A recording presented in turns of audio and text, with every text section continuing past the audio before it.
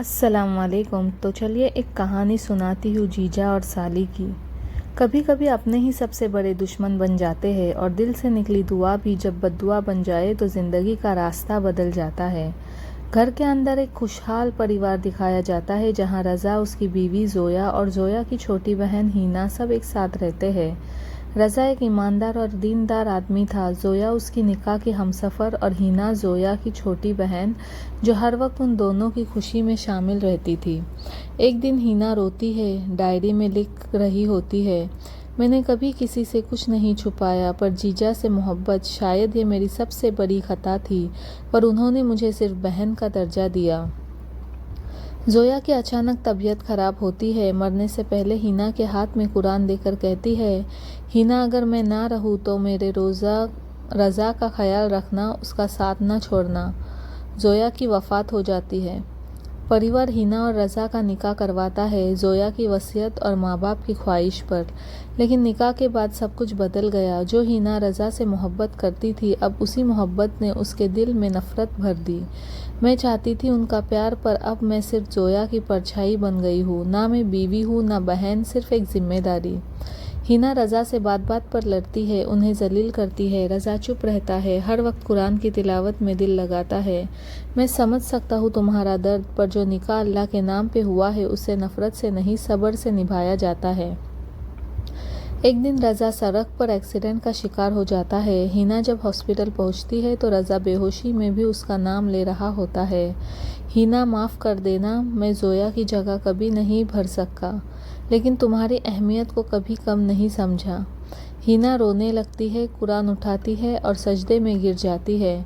या अल्लाह, मुझे माफ़ कर दे, जो मोहब्बत तूने दी थी उससे मैंने नफ़रत में बदल दिया। अब मैं अपनी ज़िंदगी सुधारना चाहती हूँ। रज़ा ठीक हो जाता है। हीना उसके कदमों में बैठकर माफ़ी मांगती है। रज़ा मुस्कुराता है और कहता है, मोहब्बत जब अल्लाह के लिए हो तो उसमें नफ़रत की जगह नहीं होती। आओ नई ज़िंदगी शुरू करते हैं। दोनों सजदे में जाते हैं और अल्लाह का शुक्र अदा करते हैं। ज़िंदगी में दर्द ज़रूर मिलता है, पर अगर दिल साफ़ हो तो नफ़रत भी मोहब्बत में बदल सकती है। इस्लाम नफ़रत नहीं, माफ़ी और मोहब्बत का पैगाम देता है। तो ये थी एक साली और जीजा की कहानी। और असल दौर में देखा जाए तो भाई भाई का दुश्मन है, साली बहन की दुश्मन है। तो बहुत से ऐसे वक्त आता है जब दुश्मनी का सामना करना पड़ता है। तो हमें चाहिए कि एक दूसरे के साथ मोहब्बत से रहे, मिलजुल कर रहे, ताकि कोई भी तीसरा हमारे बीच में ना आ सके।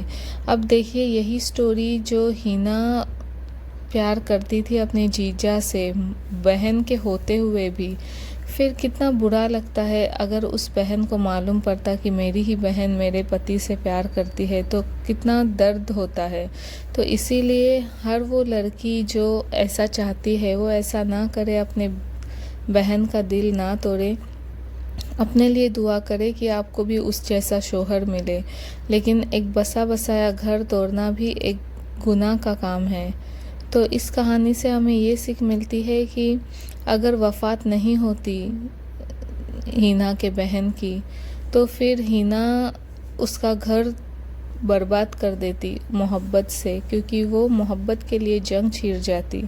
तो इसीलिए ऐसा बताया गया है कि आप सब भी इस कहानी से सीख ले और जो भी गलत होता है उसे रोक दे, क्योंकि गलत होता है तो बर्दाश्त नहीं होता। एक बहन की दुश्मन बन जाती है और ये हर किसी के साथ हो सकता है।